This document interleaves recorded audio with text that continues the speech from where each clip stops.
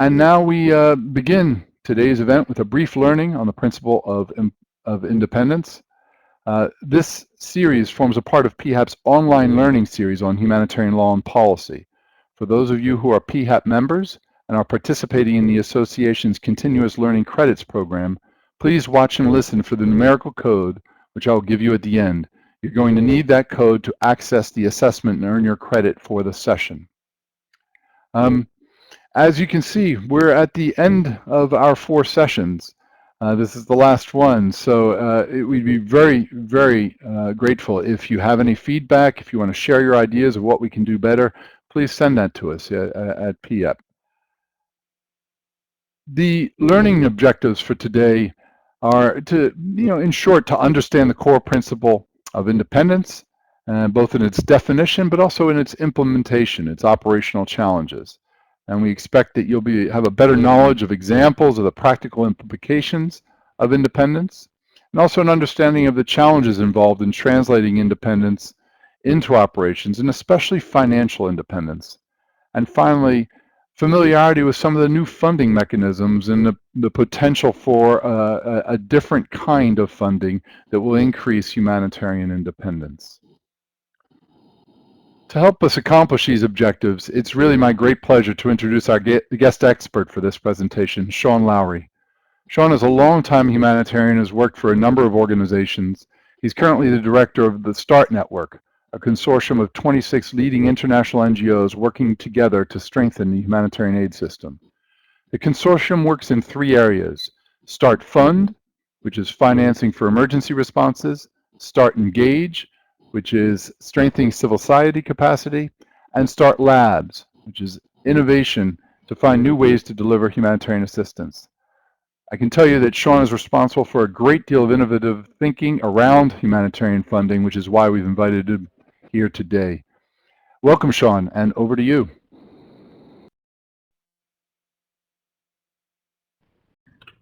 Thank you, Mark. Hello, everybody. This is a first for me, so forgive me if I feel my way through the next 15 or 20 minutes. I'd just like to say a few things about this very interesting and dear principle to my heart, independence. Entitled my talk, Humanitarian Independence and Financial Independence. And as you know, this is a central principle to humanitarian action. It comes from the experience of the Red Cross, Red Crescent movement in the ICRC, from working in conflict zones for many years. We've got a couple of definitions to share with you if you go to the next slide. The first comes from the United Nations. This is the United Nations General Assembly resolution in 2004, so just recently. Interestingly enough, the 46-182 General Assembly Resolution of 1991 didn't define independence, or didn't emphasize the need for independence. But this is one that's just over 10 years old, and it describes an organization needing to remain autonomous from any political, military, economic, or other objectives. And those objectives with regard to how humanitarian action is being implemented. The second definition, it comes from the fundamental principles of the Red Cross or Red Crescent. And you can see here that this definition resists any interference, whether political, ideological, or economic, that blocks requirements of humanity, impartiality, and neutrality. So the Red Cross, Red Crescent has emphasized that independence is a means to an end, and that's what I'd like to move on to, the next slide. I think that in my experience in the humanitarian sector over the past 25 years, I've often believed and perceived that the organizations tend to uphold independence as if it's an end in itself, and I think that it's really important that we have a conversation about independence being a means to an end. Humanity and impartiality are the core fundamental principles. Independence is just a way to be impartial. In other words, independence is an enabler.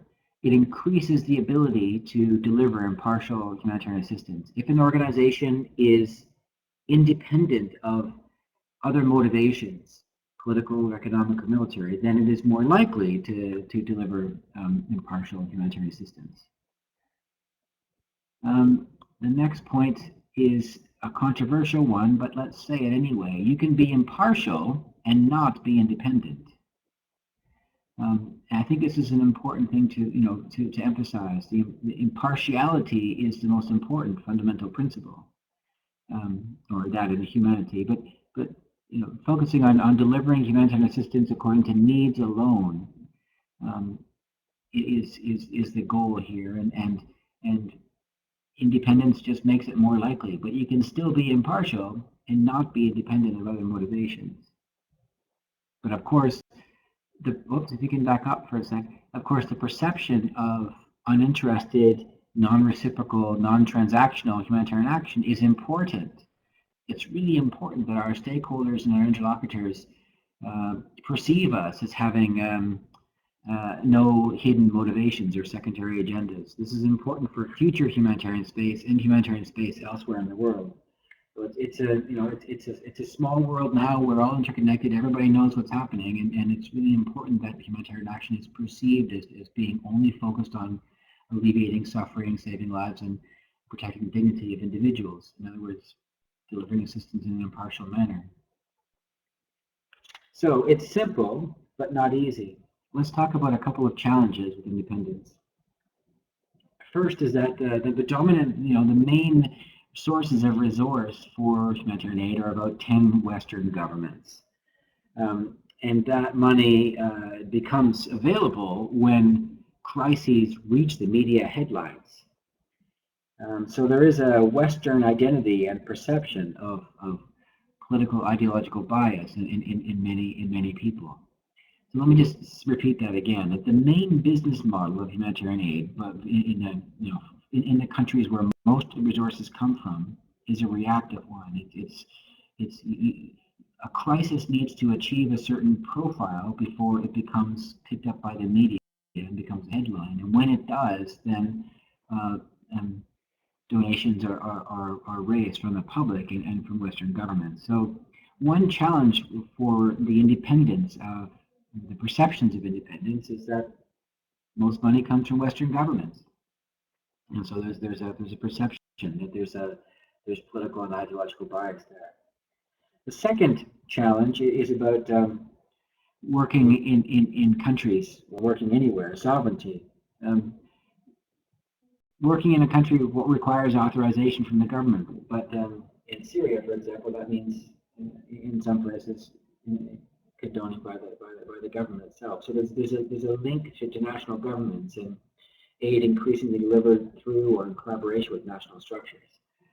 So again, in order for humanitarian action to be perceived as impartial, it is challenging when the money comes from Western governments, or the permission to act comes from national governments who may themselves be a party to the conflict, and therefore the permission for humanitarian organizations to operate may be colored by the fact that one of the parties to the conflict is involved. So it's not an easy thing to manage. But let's go on. I would like to emphasize this again. The next slide emphasizes independence is a means to an end. I really think it's important that we are clear with each other that independence is not a goal. You can be independent. I mean, you can be impartial, but not independent. Independence is a means to an end. The end is delivering humanitarian assistance in an impartial way.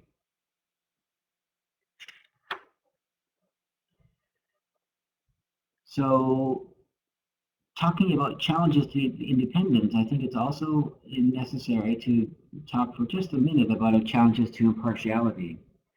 In an uncertain world, in a world of rapid change and turbulence, divisional politics emerge and national interests become stronger.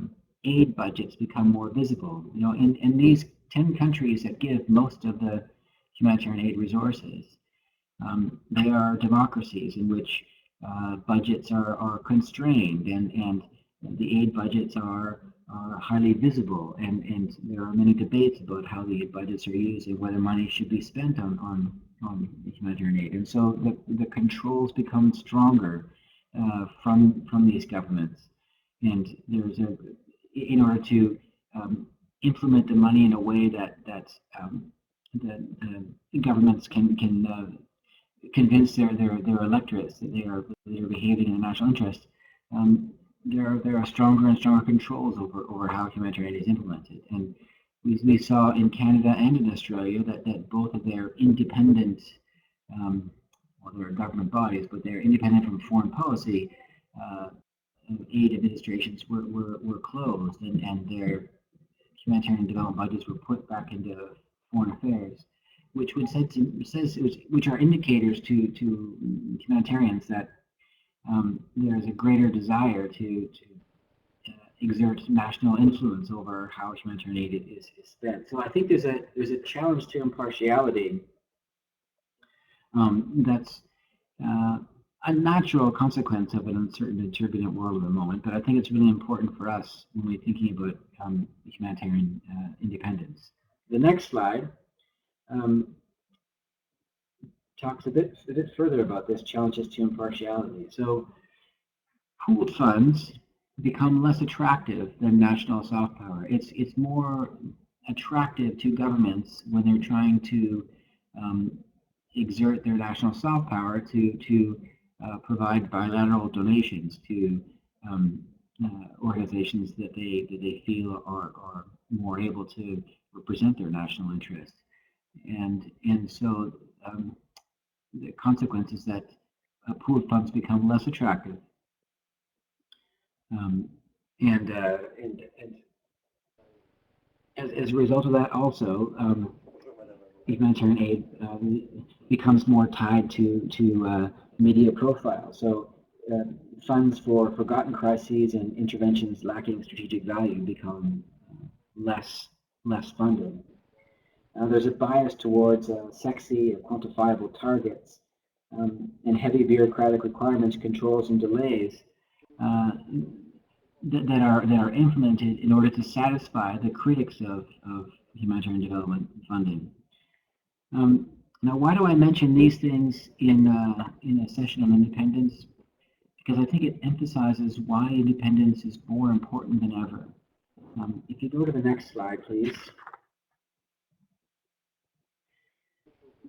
In November 2010, in the Horn of Africa, many of you and many of our organizations knew that a drought was getting serious, but it wasn't until July 2011, was that 9 months later, that the crisis reached the media headlines. And when the crisis reached the media headlines, then resources were able to flow. Had we had the means as a system to intervene in November 2010, we would have prevented the suffering that we see in this photograph by being able to intervene and prevent the further deterioration of the drought. The next slide shows the cover of a really interesting report written by MSF, Where Is Everyone? It essentially is arguing that many NGOs that do humanitarian work aren't in the places where MSF is operating, and they ask why. And I guess this is my point. The next slide talks about financial independence. It's a bit of a long journey, but what I'm arguing is that financial enables independent humanitarian action. No media attention is needed if you have financial independence. You can intervene in a crisis without needing a headline. We can address needs even in forgotten or invisible crises. And it protects the impartial reputation of humanitarian action and thereby ensures future humanitarian space. So it's not just enabling action today. Financial independence also enables action in the future. And I would argue in this uncertain moment, with increasing politicization of humanitarian aid, as we saw in Canada and Australia, and the shortage of funds and increasing complexity of crises, the world needs this right now. The world needs a more independent, financially independent humanitarian aid system. If you go to the next slide, last year I think we spent around 24 billion on humanitarian aid, but we spent the world spent 26 billion on bubblegum. That's right. You heard me correctly. The world spends more on bubblegum than it does on the international safety net that is the humanitarian aid system. And what I'm arguing is this: how much greater can the humanitarian sector grow using its current business model? Can we actually increase the humanitarian aid system to an extent that is needed in these uncertain times? If you go to the next slide, please. I think this is what's come to us in the START network over the past couple of years, is that in order to break through the limitations of the current business model and provide the means for NGOs to be more independent and therefore alleviate suffering in an impartial way, we require a different business model, one that is more proactive than the current reactive model. If you go to the next slide, so this is an explanation of what we are thinking about in the START network. What we're arguing for is a new humanitarian economy, a considerably larger humanitarian economy than one which is $24 billion. And the way to achieve that is by looking at different business models for different types of risks. I won't go into a lot of detail. I'd be happy to answer questions later, and there's many places on the that are available where you can read further about these things. But if you look at the top level of this bar chart, you have high severity, low frequency events, such as the Ebola outbreak in West Africa last year. These types of risks are well serviced by a financial product called a catastrophe bond.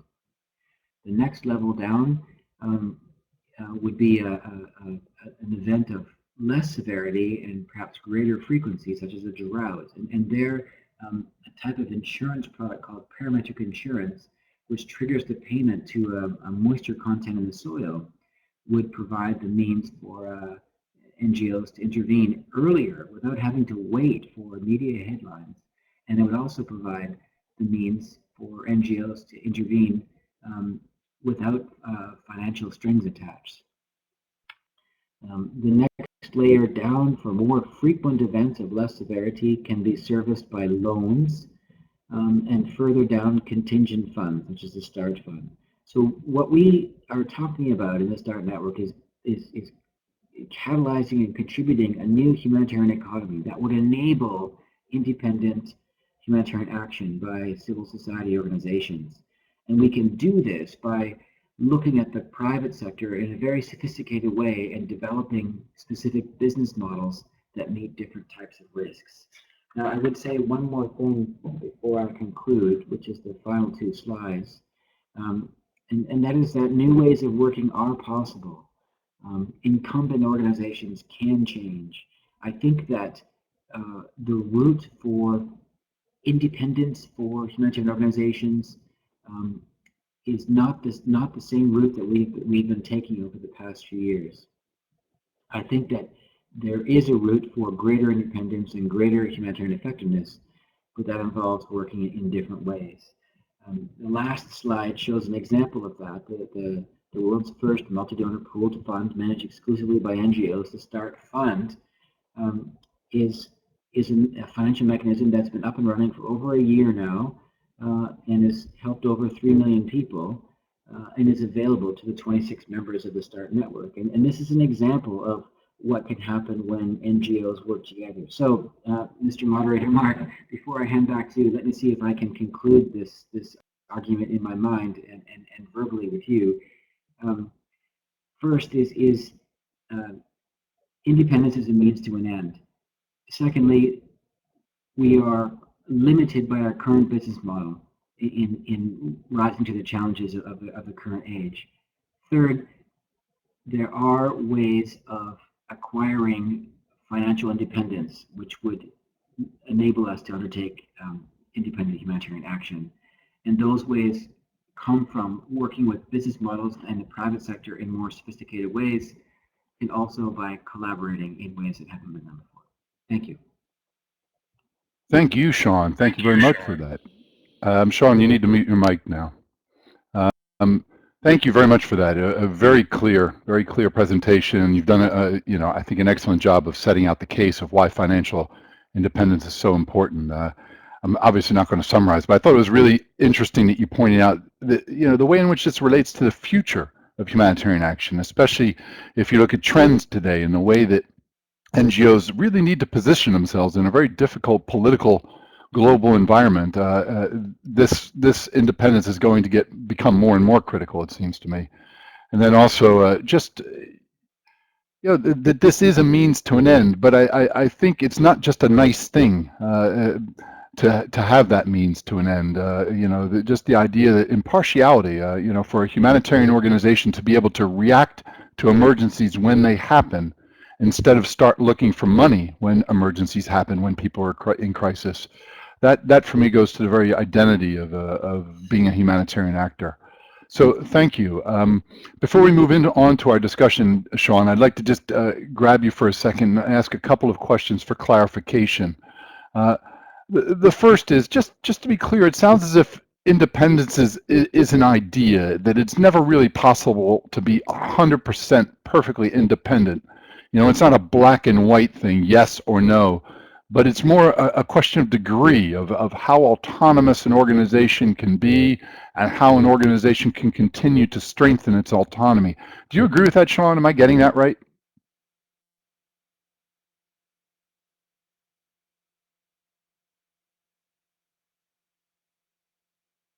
Sean, are you there? You might have muted your mic. How about now? Can you hear me now, Mark? Yes, you're good now. Thanks. Yeah, I agree with you. I think that it's impossible for any organization or any person to be free from biases. I think there are degrees, but it is possible to increase the likelihood of impartial humanitarian action by acquiring financial independence. Okay, thank you. Just a question for clarification is that you mentioned the report. I'm sorry. Do you consider routine reporting? Just sending back information to a donor of how you've used their money. Is that something that runs against independence? That kind of routine reporting, or is it really you're talking about very heavy bureaucratic burden on an organization that can start to get in the way of things?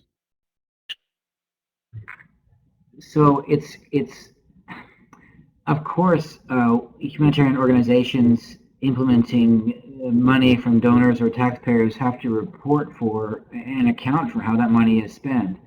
There's no question about this. What I'm talking about is a risk aversion in governmental donors that has resulted in too heavy controls, too much bureaucracy, and that prevents aid workers in the front line from responding to needs as they see them.